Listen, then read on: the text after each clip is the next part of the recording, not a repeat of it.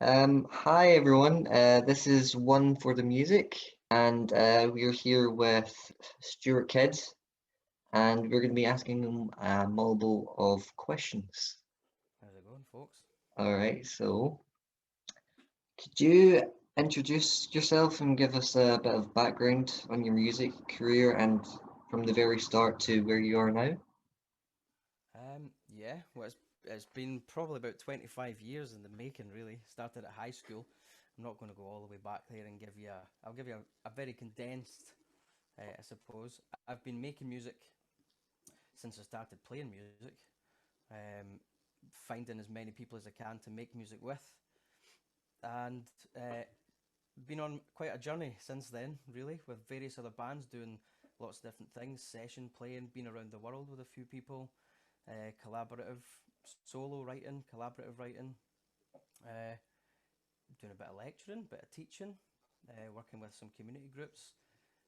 Big melting pot of music. But the great thing is I've been able to make a living out of it. I don't know, 15 years maybe. So yeah, so far not bad. Okay, Awesome. nice. Thanks for your little introduction. It's always nice to have someone on who's in the industry for such a long time, and Hmm. I would like to go a bit deeper into your music, perhaps, or like first of all into your musical taste. What I would like to know is what would you say are your major musical influences? Is there like a specific artist or certain artist that inspired you or still inspire you up until today? There's a few, I think. Probably the first time I felt inspired to play was Dave Grohl, Nirvana. Hmm. Uh, Watching that guy play drums, I think was maybe the thing that got me wanting to do something musical. Uh, Nevermind two of them, two very big albums. But very quickly got onto the Beatles, thanks to a history teacher, actually. Used to do the crossword, set as a task about arable farming or something like that. Sit and do the crossword in Mojo, occasionally slide up to me and just be like, there's about four downers. You know what I mean? Like, blur. Oh, nice one. Do you know? And eventually he used to come up to me and be like, I think you might like this. Yeah. And he gave me the white album and the red album, and that was it. Good night, Irene. From there on in. So yeah, Beatles are a very big one and always have been. Even now, I hear them with fresh ears. It's incredible. Yeah, they're Uh, absolutely amazing. Yeah, absolutely. yeah, great. I've been digging a lot around McCartney's solo stuff recently. Hmm. It's funny. A lot of people talk about new music. New music to me can be something that I've only discovered now, that has existed since 1977. That's still new music, you know. Yeah. Uh, so yeah, Beatles current. They're not even that current, but to me they're current. Is probably the Super Furry Animals. They Okay. are still going in some way, but they're a Welsh band. To me, they're like the Beatles of my generation. My generation, talking about kids that grew up as Britpop aficionados. Blur and Oasis were big bands back then, and Pulp and all those kind of bands. So they all filter through in some way. Might not listen to them as much now, but they're still there. Yeah. Yeah, so what is your all-time favorite performance that you had as a group or on your own that you can think of? That I was part of, you mean? Something that I Yeah, played in. yes. Uh, yeah, I can actually. They're very. One of the first times, in fact, the first time I was abroad, I had to get a passport specifically for this, and I did a music course myself at college when I was 20. And one of the lecturers phoned me up during the summer holidays, and he was like, "I'm putting a band together." In some way, in fact, this was literally that my not my big break, because I've never once been big, but it was a break. It was something that kind of got me into the industry. And he phoned me up and he was like, "I need a drummer for this festival. Are you about?" I was like, "Well, yeah. It's in Spain." "Oh, okay. Don't have a passport. You'll have to get one." Okay. Um, and it was Benicassim. I was 21, 22, 22. And yeah, it was in front of quite a big crowd, a Spanish festival, first time being abroad. Up until then, I'd only ever played in pubs. And that was an incredible feeling. I was just like, wow, where's this going to go? Downhill is the answer. Yeah. But it started off pretty good. No, that's not true. I've done some pretty cool stuff since then. But so that was playing with someone, playing on my own. It's not so much playing on my own, but my own songs. I play in a band with three of the most beautiful people on planet Earth. It's four of us, a band called the Well Green, and we have been lucky enough to have a bit of a career in Spain as well. So a few times we've been in Spain, but one in particular was at a festival. We got asked to headline in this club somewhere in the north, Galicia somewhere. Incredible place. And with people singing our songs back at us, and me and Marco just had this moment where we looked at each other and it was like, wow, this is incredible. People know this music. So that was that was a nice point too. Yeah, but they sound like performances that just stuck in your head, Oh like yeah, yeah, different reasons, but similar as well in a way. yeah. But From the first few questions, getting an idea of who you are and what you do musically, I just got the feeling of you being quite diverse in what you do musically. So you're in different areas of the music, like you said, you're a performing artist working together with different bands, but you also lecture at university, for example. So what I'd be interested in is how would you personally view or perhaps like interpret your position within the music industry? lucky. uh, Aye, seriously, lucky. You know, I do count myself, particularly now in this moment in time, Yeah, very lucky because I've been able to continue in some way making money at a time where everyone's talking about the industry being left behind, left for dead. It's completely on its arse, which of course isn't true. You know, you guys are here. yeah. You're young. It's never going to die. It's always going to be there. You know, fight the good fight. You know, um, but yeah, lucky I would say. Okay, You that's good. know, approachable probably. I Yeah. think the big key. You know, if you can get on with people, particularly in the music industry, if you can get on with people, you're going to be fine. Great. All right, awesome. So, when you're in the music industry, what changes or evolution did you notice during your time in it, and how did you adapt to them? Uh, that's a loaded question. There's been lots of changes. The big one, of course, being the move to digital.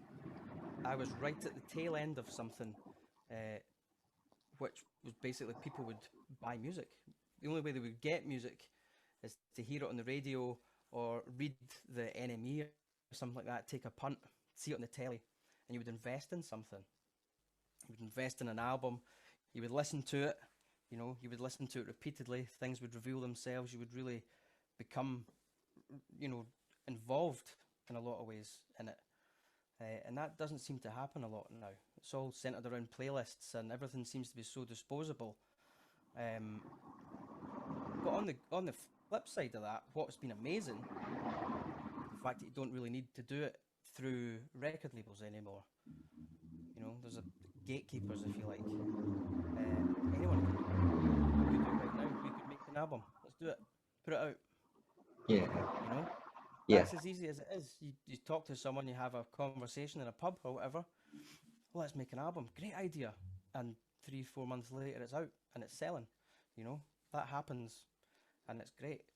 You know, you don't need to rely on anyone else to do it. And that's what's so great about now that maybe wasn't the case earlier. You know, so actually, I would always argue that this is a great time to be alive, a great time to be a musician. If you've got the yeah. drive to do it, you can do it. You know, you don't have to rely on anyone to do it. Yeah, absolutely. You're just in the position right now. You're able to just make music and share it just right now without having a label behind you. Just do it Yeah. yourself. Like that's great. It's a beautiful thing. Everyone's unique. You know, Yeah, a lot of people say, "Oh, everything's been done before." Hasn't, because you haven't done it yet. Once you do it, you know, everyone's unique. Everyone's got their own thing to say. So it's just as important and so great that you have the opportunity to do that now. You know, it's a really amazing thing. yeah. Um, Looking at the music industry in this positive way, maybe looking at it in a different way. If you had the chance right now, looking at the industry the way it is right now, if you could change one thing, what would it be? I'd be rich. If If I could change one thing, wow, I don't know. If you change one thing, what effect would that have on everything else? That's a tricky one. I don't know. I think maybe uh, I like albums, and as I say, I think there's maybe a certain age of people who still listen to albums. But I get the impression, I could be wrong. You might prove me wrong here, but I get the impression that generally younger people, probably younger than yourself even, actually tend to listen to playlists more than anything. They don't invest their time in albums. But then you had now 18 and now whatever it's up to now. You know, kids have always in some ways listened to playlists, so it's just a different way of doing it. Yeah. I'm not really sure what I would change actually. I'll come back to you on that one. Okay. All right. I mean, you don't Alright. have to change anything about it in the end. I Yeah. don't. Yeah, I don't know if I would actually. Personally, I feel like I'm in a nice place. You know, I get to do what I want to do musically, I and that's mean, that's the I best think that's position to good be luck. in. Yeah. Absolutely. You Yeah. know, I can turn on the computer anytime I want and make some music. Not any time I want, but within reason. You know. With you creating music and all that, Hmm. like how do you approach it? Like what's your creative process? Wow, that's a great question. I try to be as varied as I can, actually. My creative process changes almost every time I end up collaborating with somebody because I learn a way that they've done something that I haven't thought of. Or reading, actually. I read a lot of books about songwriters. I'm really interested in it. It's not just that I like writing songs. As an art form, I think it's a really fascinating subject. Sometimes you learn a lot about people, sometimes you learn absolutely nothing about them. It's really, I like that. You know, you have to dig really deep a lot of the time. But my creative process, I try to vary more for my own benefit because a lot of the time I am on my own doing stuff. Yeah. And I get a lot of opportunities to do other things with other people. But when I try and I don't know, I think of it's funny. I was thinking about it the other day. I think I've probably got a sound, and that I can't get away from. Every time I try and incorporate something, it ends up roughly being back where it started. So I've got a sound. So I think in order to still keep that interesting, I have to try and change it up sometimes. So I do lots of things. I like to leave things to chance sometimes. I like to roll dice, flip coins, and pull things out of a hat, do the cut up technique, and all that. You know, Yeah. really influenced by like Brian Eno and David Bowie and people like that. So I gave that a go for 2 albums actually, and really enjoyed that process. But then when it comes to doing the one I'm working on now, I've abandoned that idea completely because I don't want to. I might go back to it at some point, but at the moment, the creative process at the moment has actually been writing more autobiographical, but trying not to be, which I've not maybe done a lot of before, which has been quite interesting. A lot of things have prompted me to want to write songs as opposed to try and generate some kind of creativity, which hasn't happened in a while. So that's probably quite good. I feel inspired to do something and have the time to do it without actually having to sit down and be like, right, okay, how am I going to start this? Well, I'll know. If I roll a dice, then that'll tell me how to start it. Do you know? Hmm. So that's been quite Yeah. good. Okay. Great. Like you said, that also like the creative process is often like related to collaborating with other people. Yeah. And of course, if you look at the current situation right now, with COVID going on and all the restrictions on social gatherings and people coming together, like you can see, we're doing a Zoom call right now Mm-hmm. because we're not able to meet up in person. Um, how would you say that COVID and the whole situation affect your creative process, or maybe also your work as a musician in general? Um, well, I should have been on tour in August, and that Okay. didn't happen. Should have played a couple of festivals with a guy that I play with, Eros Childs. Um, Actually, talking about influences, I would put him at the top of the list. He is a blueprint for everything. That guy's incredible. Um, but yeah, I should have been on tour in August. Played a couple of festivals with him. That didn't happen. There's been a few gigs that should have happened that didn't. But to be honest with you, that's been it. Okay. Not getting to maybe see, uh, Joe, the boy Joe that I played. We wrote for 4 albums or something with Dr. Cosmos. That's been great. But we haven't really done much for a while. not being able to see Marco and Danny and Jim. I've seen them maybe twice or something since February. One of which was a gig. That was a good laugh.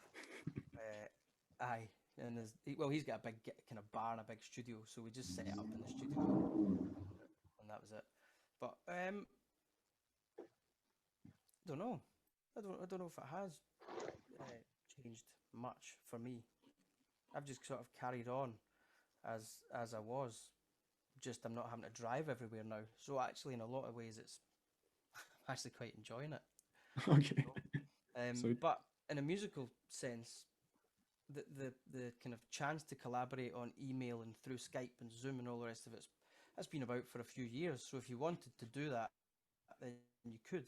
You know, I made an album with a guy through email, I don't know, about 6 or 7 years ago. And when you think about how fast technology develops, you know, the way you could do that, if we were to do that now, we'd probably have done it on Zoom like we are now, yeah, sitting with the guitars. And the downside is you can't really jam because there's a bit of a lag. But yeah, Yeah. there's like the there's connect ways not round always it, working. you know. And I guess for me and maybe for people of my age, it's a bit of a baptism of fire because, well, me personally, I'd never even heard of Zoom until March. So the way things were delivered and stuff were different. I've had to think about things a lot differently, but actually in musical terms, I don't think it's changed my process at all. So, before this whole pandemic, you'll have most likely have collaborated with people, and so As much as what? possible. Yeah, yeah. So what significance has that to you? Well, you learn all the time. That's the number one thing. But the thing about collaboration is you're not always collaboration. You don't have to think of in terms of writing with somebody. Yeah. I think as a collaborator, you're always absorbing things that are around you when you're in the company of other musicians. You know, and I've done, I don't know, maybe 70 albums or something like that as a session musician. Loads. So you're collaborating with them. You know, sometimes it was singer-songwriters who would come in, wanting to play some drums. You'd ask them what they want and they wouldn't really know. You know, they would maybe reference a song, or here's the Birds. That was the thing about referencing as well. You always had to know. I was lucky as well that I got, you know, people that wanted me to play with them. We all liked the same kind of music. So when they would reference someone, I kind of knew what they were talking about. And you could, you know, you could collaborate in some way with them. You'd create something for them. So you were kind of collaborating, but you were learning from them because they'd be playing you that's a nice change. I'm going to steal that. Do you know? Or Yeah. just interesting wee processes, you know, and all the people I write with do the same. And again, as well as writing with people like Marco and Joe, they both run their own studios and they both have two very different approaches to recording, and both incredible. So I've found myself paying a lot of attention to that. And I think that's as much of a collaboration because you're learning their techniques, even if they don't realise it. Peering over their shoulder. What's that? But 2-to-1 ratio. Oh, that's interesting. Do you know? But it's true. Yeah. And then you go home and try it and go, well, that sounds great. Or, oh no, that sounds for what I'm doing, so I won't bother. But it's a process. It's sorry, I swore there. That's Yeah, don't worry, we'll blur it out. okay. So yeah, collaboration. It is the key to everything. I will say that to everybody till I'm blue in the face. Write songs all you want on your own, but when you do it with someone else, it's quite something. Because again, you're learning chord progressions and ways they put melodies together, and then you try it on your own, and that's it. You know. Like you said, like the importance of collaborating is huge in music. But talking about like the significance of music in like a wider sense, what would interest me is, has it always been clear for you to go this way? So has music always had, of course you said you've always been passionate about music, but has it always been this way, or was there any point in your life where you could have imagined going a different way, a different career path at all? No, don't think so. I left school with the intention. Well, I mean, everyone leaves school with the intention of being a rock star, Hmm. Yeah. and that will never die.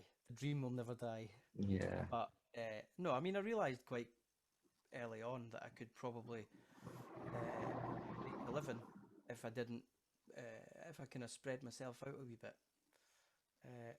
Yeah, and that's just what I did. Really, do you know? I was like, well, I Yeah. could. I fell into it. You know, I was really lucky actually. I kind of fell into a lot of the kind of teaching thing, and obviously I never set out to be that. I set out to be a rock star, but that didn't happen. Wrong time, wrong place. But I always thought I wanted to do something in music, you know. So I didn't get a job that would last. You know, I would work stacking shelves or washing dishes or whatever. And then when I hit about 25, I was like, I don't need to do this anymore. You know. Yeah, but that's great. That's like the all or nothing approach to it. It's just Yeah, what you wanted to do and you had to do yeah. it. I Yeah. guess so. I've never actually really thought of it like that, but I suppose you're right. Yeah. So we have two more questions. One of which it can be a bit like long depending on your answer. Um, it's okay. Sorry, man. I know I'm such a rabbit. No, it's okay. So what does music mean to you? And you want that to be a short question.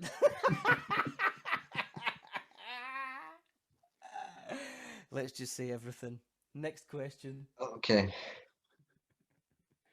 Okay, next question. I love it. That's just made my weekend, man. Okay. The next one is gonna be much lighter than that one. Um, All right, we need to get okay, through this. okay. Do you sing in the shower, and if so, what songs, what tunes do you sing? Oh, I sing all the time. All the time. I got a row for it the other night because I sang in a community centre with my mask on. I was like, don't sing. I was like, oh shit, I forgot. Sorry. I can't help it. Oh, I sing in the shower. I sing everywhere. Everything, all the time. I don't even know I'm doing it half the time until my wee boy, he joins in now. It's really funny. I'll be like Oh, doing something, and like in the next room, you'll just hear him singing about on the dirty ground of London town. It's like job done. Do you know? yeah. Great. So, what was it? This Rock Lobster was the song of the day in the shower this morning, but that's because we watched it on YouTube while we had our shreddies.